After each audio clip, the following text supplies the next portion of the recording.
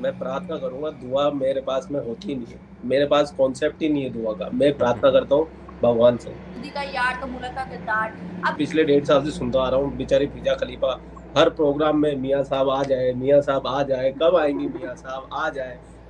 कि भाई भारत हमसे ऊपर है, चांद पे चला गया, हम भिखारी जरूर है, मगर हमारी जो पॉलिसीज थी हमने बनाई थी, उस पे इम्प्लीमेंटेशन करके भारत ने तरक्की की है। लेकिन तो हेलो दोस्तों, कैसे आप सब लोग? उम्मीद करता हूँ ठीक होंगे। स्वागत है आपका हमारी एक और नई रिएक्शन वीडियो में। आज दोस्तों जो मैं आप लोगों के लिए वीडियो लेकर आया हूँ वो वीडियो बहुत ही ज़्यादा फंटास्टिक है, बहुत ही ज़्यादा अच्छी वीडियो है। ये वीडियो है पाकिस्तान की अनम शेख ऑफिशियल चैनल की। और जो ये अनम शेख हैं पाकिस्तान की एक जानी मानी यूट्यूबर हैं, भारत में भी इनको लोग जानते हैं, इनके वीडियोज़ देखते हैं। और उनके साथ में हैं भारत के जाने माने यूट्यूबर बंटी भाई। दोस्तों इन्हीं के बीच में जो है वार्तालाप हो रही है भारत देश को लेकर, पाकिस्तान के देश को लेकर, डेवलपमेंट के बारे में। और बीच बीच में बंटी भाई अपना काम कर रहे हैं, हंसी मजाक का फ्लर्ट कर रहे हैं, जो कि देखने में बहुत ही ज़्यादा मज़ा आ रहा है। और बात करें अनम शेख की तो बहुत ही ज़्यादा खूबसूरत लग रही हैं, वो हैं भी बहुत ज़्यादा खूबसूरत। तो दोस्तों अगर आप लोग यहाँ तक आ ही गए हैं तो प्लीज़ मेरे चैनल को सब्सक्राइब ज़रूर करिए, बिना स्किप किए हुए पूरा वीडियो देखें। वीडियो बहुत ही ज़्यादा इंटरेस्टिंग है, बहुत ही ज़्यादा मज़ा आने वाला है। तो बिना देरी किए चलते हैं वीडियो की तरफ, मिलते हैं वीडियो के बाद।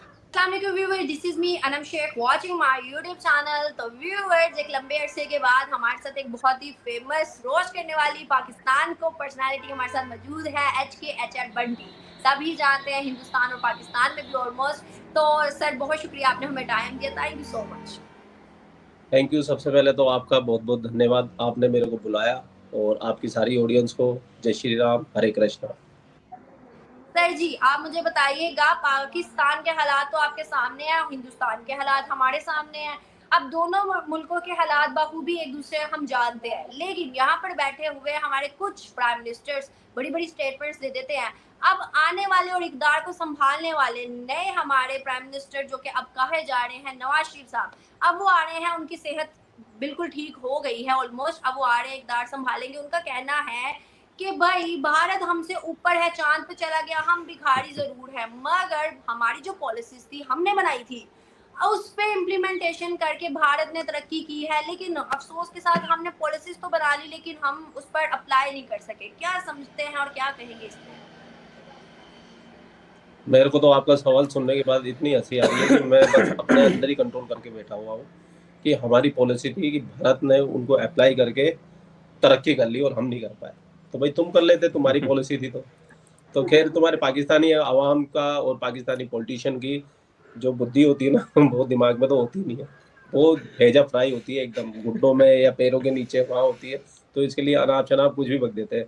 और रही बात तो तुम्हारे नवाज शरीफ आ रहे हैं, तो मैं पिछले 1.5 साल से सुनता आ रहा हूँ, बेचारी फिजा खलीफा हर प्रोग्राम में मियाँ साहब आ जाए, मियाँ साहब आ जाए, कब आएंगी मियाँ साहब आ जाए, आ जाए मियाँ साहब। इतने प्रोग्राम कर चुकी है, मियाँ साहब तो आ ही नहीं रहे। हमेशा ये खबर सुनने को मिलती है 20 को आ रहे, 25 को आ रहे, अगले महीने आ रहे, 15 दिन के बाद आ रहे, 20। पिछले 1.5 साल से तो मैं सुन रहा हूँ ये मियाँ साहब आ रहे हैं, मियाँ साहब आ रहे हैं, मियाँ साहब। लेकिन मियाँ मियाँ साहब आ साहब तो गए गायब। अभी पाकिस्तान। मियाँ साहब ने कहा कि इंडिया चांद पे है। क्या समझते हैं, मियाँ साहब के बहुत अच्छे ताल्लुकात थे मोदी जी से। अब तब थे तो हर ओपोजिशन पार्टी उनको बुरा कहती थी मोदी का यार तो मुल्क का गद्दार। अब क्या लगता है कि मोदी का यार फिर से मुल्क का गद्दार बनने आ रहा है या नहीं? देखो मियाँ साहब का वो भाषण मैंने आज के ही वीडियो में अपलोड किया और उन्होंने परसों ये बात कही थी मियाँ साहब ने कि जब अटल बिहारी वाजपेयी थे तब भारत का $1 बिलियन भी अब उनके पास में रिजर्व में नहीं था। आज भारत के पास $600 बिलियन है, वो चांद पे चले गए हैं। और आज भी हम $1 1 बिलियन के लिए कभी सऊदी के पास में भीख मांगने जाते हैं, कभी IMF के आगे बैठ जाते हैं, कभी UAE के आगे बैठ जाते हैं। ये परसों ही कहा शहबाज शरीफ ने लंदन के अंदर, वो मैंने सुना। लेकिन उसके अंदर ये नहीं कहा कि भाई भारत से हम दोस्ती करेंगे, ऐसा कुछ भी नहीं कहा उन्होंने। लेकिन अगर आप कह रहे हो क्योंकि आप पाकिस्तान के बारे में ज़्यादा नॉलेज रखते हो, आगे पीछे और कुछ उसने बोला होगा, तो भारत के साथ तो दोस्ती, भारत ने तो पाकिस्तान के साथ दोस्ती बिगाड़ी नहीं है। अगर बिगड़ी है, भारत सुनो, के बिगड़ी है साथ ना, नहीं, मोदी जी के बिगड़ी है साथ। ना, तो पाकिस्तान की हरकतों की वजह से बिगड़ी है। पाकिस्तान टेररिस्ट को सपोर्ट करता है, जबरदस्ती कश्मीर में मुजाहिदीनों की, जिहादियों की घुसपैठ कराता है, कश्मीर को अस्थिर करने की कोशिश करता रहता है। तो ये पाकिस्तान जब तक ये स्टेट स्पॉन्सर ये हरकतें बंद नहीं होगी ना, जैसे उनको सपोर्ट देता है जिहाद के नाम से चंदे, बाकायदा आपकी मस्जिदों के अंदर कश्मीर के नाम से चंदे मांगे जाते हैं, पीओके के अंदर मुजाहिदीन ट्रेन करे जाते हैं, ये हरकतें, और सब ISI की देख रेख में होता है, सब कंट्रोल्ड होता है, पाकिस्तान की गवर्नमेंट आर्मी के कंट्रोल में होता है सब कुछ। आप कैसे हम तो पे जब तक इल्जाम ये लगा पाकिस्तान सकते की हैं इतना हरकतें नहीं बड़ा? सुधरेगी तब तक तो भारत पाकिस्तान को कोई इज्जत देने से रहा। और दूसरी जो आप व्यापार की बात कर रहे हैं, तो ये व्यापार भी जो इमरान खान ने जो थोड़ा बहुत होता था भारत पाकिस्तान के बीच में, वो इमरान खान ने बंद किया, भारत ने तो कभी बंद ही नहीं किया। और अभी आपका शहबाज शरीफ ने भी जाते जाते, अगर आपको पता हो, तो भारत से जो दवाइयों की जो पाबंदी लगाई थी ना पाकिस्तान ने, वो रिमूव करके चालू कर ली। आज पाकिस्तान में फिर से भारत की दवाइयाँ जा रही है, इमरजेंसी चीज को चालू कर गया, क्योंकि उनको पता है यहाँ पे लोगों को दवाइयाँ नहीं मिल रही। आप और थोड़े टाइम पहले अगर आपको याद हो तो पाकिस्तान में दवाइयों की भी मारामारी चलने लगी थी, तो मजबूरी के अंदर उन्होंने इस चीज से बैन हटाया और आज ले रहे भारत से दवाई। सर आपने टेररिस्ट की बात की, मुझे बताएं आप इतना बड़ा इल्जाम हम पे कैसे लगा सकते हैं? हमने तो आज तक माना ही नहीं है, यूएन के अंदर भी हमने तस्लीम नहीं किया कि भाई हमने टेररिस्ट फैलाए हैं, हमने कश्मीरियों पे जुल्म किया है, हमने कश्मीरियों के अंदर आतंकवादियों को बढ़ावा दिया है। हम तो मुसलमान हैं, हम तो एक कौम है, हम तो अमन जज्बे पसंदी वाली के साथ कौम है, बनते जज्बे हैं। वाली कौम है, हम आसमानी कौम है, हम जज्बे वाली कौम है, आसमान से टपके हैं और सबसे आला दर्जा कौम है, हम तो सुपीरियर है एकदम से। तो हम तो बहुत मासूम है, हम कैसे टेररिस्ट हो सकते हैं, है ना? आप लोग बिल्कुल। अब बताओ, इतने मासूम से दिखने अब वाले देखिए, टेररिस्ट कैसे हो? हम मेरी बाजू रहे, हम तो एक नान एक बिरयानी की प्लेट पे बिक जाते हैं, हमें तो इतना नहीं हाँ पता चलता, हम तो सिर्फ खाने के लिए एक बिरयानी की प्लेट पे हम अपना वो करते थे। तो हम तो हमसे ज्यादा मासूम कौन हुआ भला? हम तो बिल्कुल मासूम बिल्कुल, होंगे ना। आप तो मासूम हो, आप तो क्या उधर एसी कमरे में बैठ के कैमरे के आगे बात कर रही है, लेकिन जो और दूसरी आवाम है ना, जो उनको चाहिए होती है बेहतर उरे, और बेहतर उरों के लिए क्या क्या करना पड़ता है, मरना पड़ता है, अल्लाह की राह में कुर्बानी देनी पड़ती है। तो वो कुर्बानी देने के लिए मुजाहिदीन बन के इंडिया में घुसते हैं कश्मीर के अंदर, तब पाकिस्तानी आर्मी करती है तैयार मुजाहिदीनों को, और भारत की आर्मी पहुंचाती है उनको बेहतर उरों के पास। ठीक है, और भी ये आरोप नहीं लगा रहा हूँ, ये सत्य है, सत्य है। और आपने 72 कहा ना कि पाकिस्तान तो कभी मानता ही नहीं है, तो पाकिस्तान तो कभी मानेगा भी नहीं, क्योंकि चोर कभी नहीं बोलता कि मैं चोर हूँ या मैंने चोरी की, वो दूसरे पे इल्जाम तराशी करता रहता है। तो आपके मानने या ना मानने से कुछ नहीं होता, पूरी दुनिया को अच्छी तरीके से पता है पाकिस्तान टेररिस्ट को स्पॉन्सर करता है।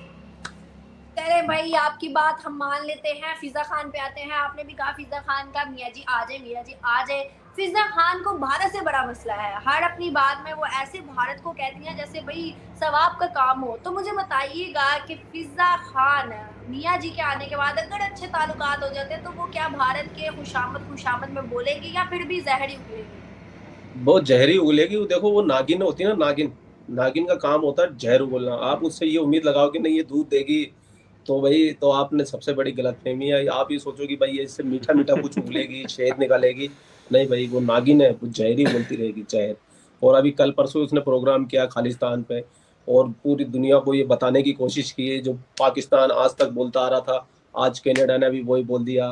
पाकिस्तानी सबसे ज्यादा, अगर इस मौके पे सबसे ज्यादा कोई फायदा उठाने में लगे हुए हैं तो पाकिस्तानी लगे हुए हैं। आपके पाकिस्तान की मेन स्ट्रीम मीडिया में देखिए, हर दूसरी खबर खालिस्तान, कनाडा और इंडिया, बस यही चल रहा है। मेन स्ट्रीम मीडिया तुम्हारी बाउली हो गई है पूरी तरीके से, पूरी ताकत लगा रही है अपनी कि इस मुद्दे को कैसे भी पिक करके पाकिस्तान को फायदा दिया जाए। लेकिन ना पाकिस्तान पहले कभी कामयाब हुआ था, ना अब होगा।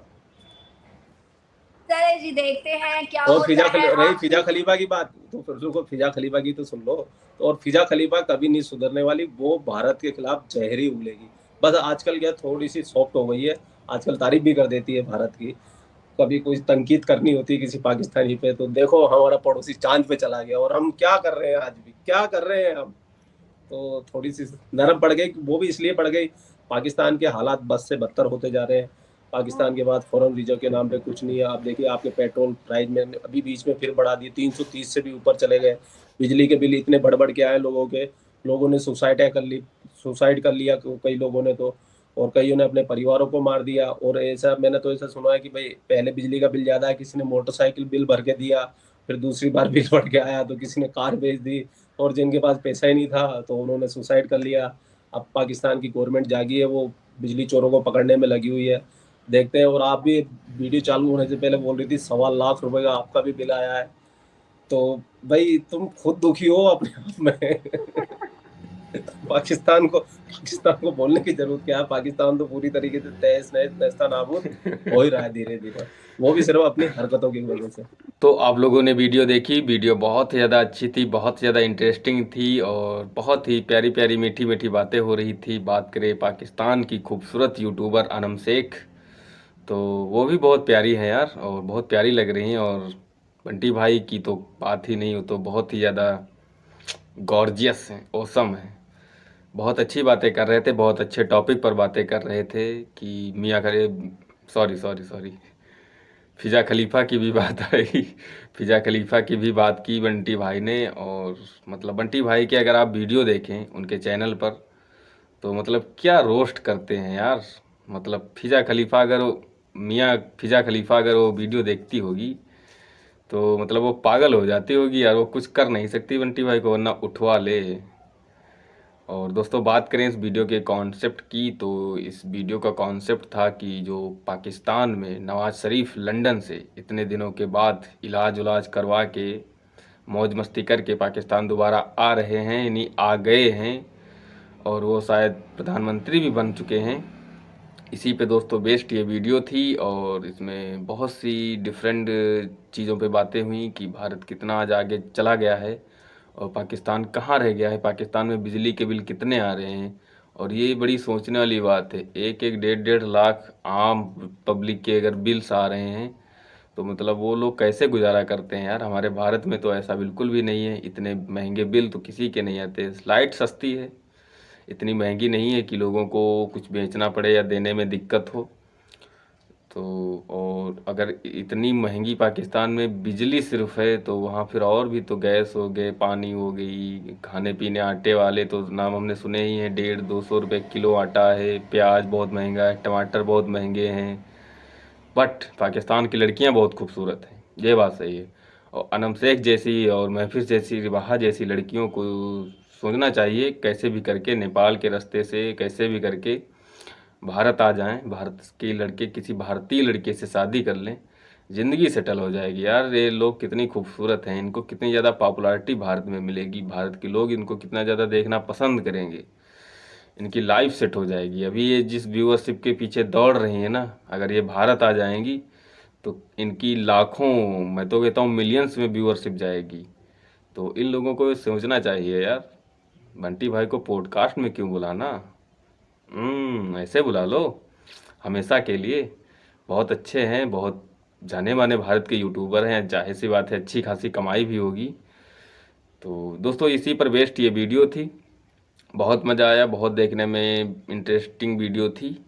दोस्तों यहीं पर समाप्त करते हैं, मिलते हैं अगली नेक्स्ट वीडियो में, तब तक के लिए।